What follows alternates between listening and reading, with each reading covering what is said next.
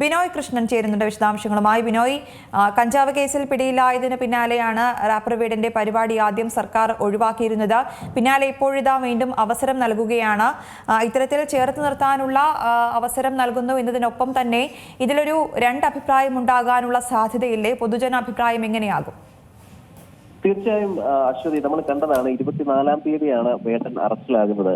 കഞ്ചാവ് കേസിലാണ് 6 ഗ്രാം കഞ്ചാവുമായി അറസ്റ്റിലാകുന്നു. തൊട്ടു പിന്നാലെ പുലിപ്പല്ല് അദ്ദേഹത്തിന്റെ കയ്യിൽ കണ്ടത് ധരിച്ചിരിക്കുന്നു എന്ന വാർത്ത വരുന്നു. അങ്ങനെ എക്സൈസും വനംവകുപ്പും വേടനെ കേസുകൾ എടുക്കുന്നു, അന്വേഷണം നടത്തുന്നു. നടപടിക്രമങ്ങൾ മുന്നോട്ട് പോകുമ്പോൾ പെട്ടെന്ന് സോഷ്യൽ മീഡിയയിൽ പൊതുബോധം വേടൻ അനുകൂലമായി വരുന്ന ഒരു സാഹചര്യം ഉണ്ടാകുന്നു.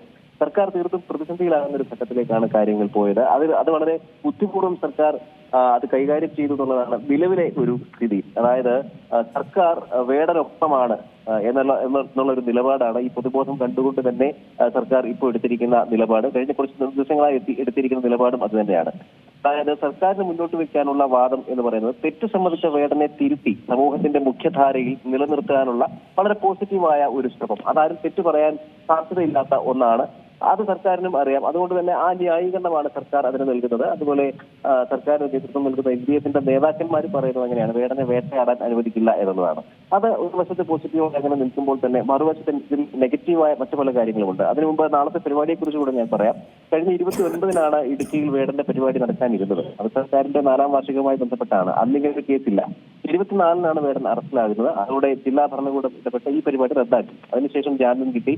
പൊതുബോധം വേടൻ അനുകൂലമായി വരുന്നു. അതിനുശേഷം വേടൻ പറയുന്നുണ്ട് വേടൻ തെറ്റുപറ്റിയെന്ന്. വേടൻ എവിടെയെങ്കിലും അദ്ദേഹത്തിന്റെ ഒരു നിലപാടായി താൻ വേട്ടയാടപ്പെട്ടു എന്ന് പറഞ്ഞിട്ടില്ല, ഒരു ഇരവാദം എടുത്തിട്ടില്ല.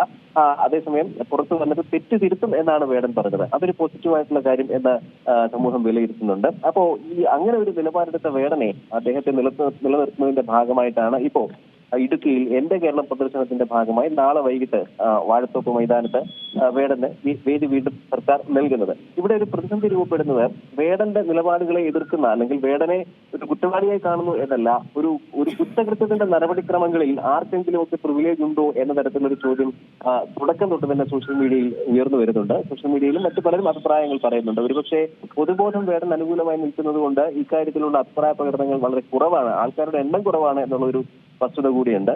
ഈ ഭാവിയിൽ സർക്കാരിന് നേരിടേണ്ടി വരാൻ സാധ്യതയുള്ള ഒരു പ്രതിസന്ധി വിശദീകരിക്കപ്പെടുന്നത് ഇങ്ങനെയാണ്. അതായത് വേടനെ അനുകൂലിക്കുന്നവരുടെ പൊതുബോധത്തിന് സർക്കാർ വഴങ്ങേണ്ടി വന്നു എന്നൊരു വസ്തുതയുണ്ട്.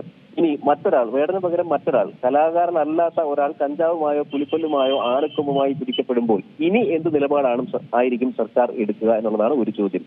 മറ്റൊന്ന്, ഒരാളിന്റെ പ്രതിഭ അയാൾ ചെയ്യുന്ന കുറ്റകൃത്യത്തിന് സാധൂകരണമാകുമോ എന്നൊരു ചോദ്യമാണ്. ഒരാളുടെ ഇടതുപക്ഷ അനുഭാവം അയാളുടെ കുറ്റകൃത്യത്തിന് ന്യായീകരണമാകുമോ? അതുപോലെ ഒരാളുടെ ആരാധക പിന്തുണ അയാളുടെ കുറ്റകൃത്യത്തിന് ന്യായീകരണമാകുമോ? ഇങ്ങനെ ചില ചോദ്യങ്ങൾ ഉയർന്നു വരുന്നുണ്ട്. ചില പ്രത്യേക വിഭാഗങ്ങൾക്ക് സർക്കാർ വോട്ട് ലക്ഷ്യം വെച്ച് വല്ലാത്ത ഇളവുകൾ കൊടുക്കുകയും അങ്ങനെ പരസ്യ നിലപാടെടുക്കുകയും ചെയ്യുന്നു. അത് ശരിയാണോ എന്നൊരു ചോദ്യം ഉയർന്നു വരുന്നുണ്ട്. അതിന് കാരണമായി നമുക്ക് ചൂണ്ടിക്കാണിക്കാവുന്ന ഒന്ന്, CPM-ന്റെ സംസ്ഥാന സെക്രട്ടറി MV ഗോവിന്ദൻ കഴിഞ്ഞ ദിവസം പറഞ്ഞ അഭിപ്രായം വേടൻ വലിയ കലാകാരനാണ് എന്നുള്ളതാണ്. വേടന്റെ പ്രത്യേകതകൾ മനസ്സിലാക്കണം. വേടനെ വേട്ടയാടാൻ അനുവദിക്കില്ല, തെറ്റുപറ്റിയെന്നും തിരുത്തുമെന്നും വേടൻ പറഞ്ഞതുകൊണ്ട് അതിനുള്ള അവസരം കൊടുക്കുന്നു. വേടൻ ഇടതുപക്ഷ ആഭിമുഖ്യമുള്ളയാൾ എന്നാണ്. ഇത്രയും ഈ വാചകങ്ങളൊക്കെ തന്നെ സോഷ്യൽ മീഡിയയിൽ ചർച്ച ചെയ്യപ്പെടുന്നുണ്ട്. അതായത് വേട്ടയാടാൻ അനുവദിക്കില്ല എന്നുള്ളത്. അതായത് ആരാണ് വേട്ടയാടിയെന്നൊരു ചോദ്യം. കേസെടുത്തത് എക്സൈസും ഫോറസ്റ്റുമാണ്. അതായത് സർക്കാർ തന്നെ വേട്ടയാടി, സർക്കാരിലെ പ്രമുഖർ തന്നെ രക്ഷക വേഷം അണിഞ്ഞു വരുന്നു. ജനപിന്തുണയുടെയും ദളിത് കാർഡിന്റെയും പേര് പറഞ്ഞ് വോട്ട് രക്ഷിക്കാൻ ലഹരിക്കെതിരായ സർക്കാരിന്റെ പോരാട്ടത്തിൽ സർക്കാർ സംവിധാനങ്ങൾ തന്നെ വെള്ളം ചേർത്തു. ഈ ആരോപണങ്ങളൊക്കെ സോഷ്യൽ മീഡിയയിൽ ഉയർന്നു വരുന്നുണ്ട്. അതുപോലെ ചില ചോദ്യങ്ങൾ ഈ MV ഗോവിന്ദന്റെ പ്രസ്താവനയെ അധികരിച്ചുള്ള ചോദ്യങ്ങളാണ്. വേടൻ വലതുപക്ഷ രാഷ്ട്രീയമുള്ള ആളായിരുന്നുവെങ്കിൽ എന്താകുമായിരുന്നു സ്ഥിതി എന്നുള്ള ഒരു ചോദ്യം.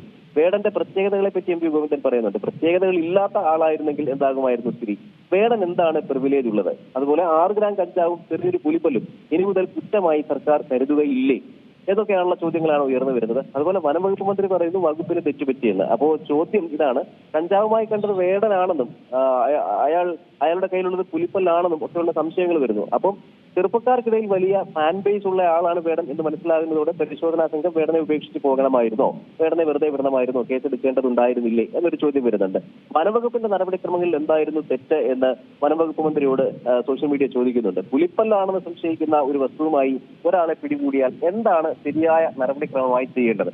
ഇതൊക്കെ ഇനി സമീപഭാവിയിൽ തന്നെ പല വിഷയങ്ങളിലും ചോദ്യമായി ഉയർന്നു വന്നേക്കാൻ സാധ്യതയുള്ള ഒന്നാണ് അശ്വതി. കാരണം ഈ പറഞ്ഞതുപോലെ പലരും ചെറിയ അളവിലുള്ള കഞ്ചാവോ അല്ലെങ്കിൽ അത്തരം ലഹരി വസ്തുക്കളും ഒക്കെയായി പിടികൂടപ്പെടുന്നുണ്ട്. എല്ലാ ദിവസവും അത് സംബന്ധിച്ച വാർത്തകൾ വരുന്നുണ്ട്. അപ്പോൾ അവർക്കൊക്കെ ഏതെങ്കിലും തരത്തിലുള്ള പ്രത്യേകതകളോ ജനസ്വാധീനമോ ഒക്കെ ഉള്ള ആൾക്കാരാണെങ്കിൽ അവർക്കും ഈ പ്രിവിലേജ് ഒക്കെ കിട്ടുമോ എന്നുള്ളതാണ് സോഷ്യൽ മീഡിയയിൽ രണ്ടാമതൊരു വിഭാഗം ഉന്നയിക്കുന്നത്. പുതിയ വാർത്തകളും വിശേഷങ്ങളും ഇനി വിരൽ തുമ്പിൽ. എല്ലാ ഡിജിറ്റൽ പ്ലാറ്റ്ഫോമുകളിലും ഇപ്പോൾ സീ മലയാളം ന്യൂസ് ലഭ്യം.